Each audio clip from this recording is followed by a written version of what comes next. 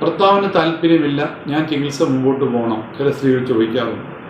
ഇതൊരു കേൾക്കുമ്പോൾ നമ്മൾ വിചാരിക്കും എന്തിനാ അങ്ങനെ മുമ്പോട്ട് പോകണമെന്ന് ചോദിച്ചാലും പലപ്പോഴും മാതൃത്വം അവിടെ ഒരു സ്ത്രീക്ക് കുഞ്ഞ് വേണമെന്നുള്ള അത്രയും താല്പര്യം പുരുഷനുണ്ടോ എന്ന് എനിക്ക് ചിലപ്പോൾ സംശയം തോന്നിയിട്ടുണ്ട്. 2, സ്ത്രീയുടെ താല്പര്യത്തിൽ മാത്രം മുമ്പോട്ട് പോയിട്ട് വിജയം നേടിയ അനുഭവങ്ങളും എനിക്കറിയാം. 3, ക്രമേണ സ്ത്രീയുടെ താല്പര്യം കണ്ട് പങ്കാളിയുടെ താല്പര്യം കണ്ട് പുരുഷനും മാറ്റം വന്ന അനുഭവങ്ങളും ഞാൻ കണ്ടിട്ടുണ്ട്. പക്ഷെ ഇത് അവർക്കൊത്തിരി സാമ്പത്തികമായിട്ടുള്ളൊരു ബർഡൻ ഉണ്ടാകും, അവർക്കൊത്തിരി വൈകാരികമായിട്ടുള്ള സ്ട്രെയിനും ഉണ്ടാകും.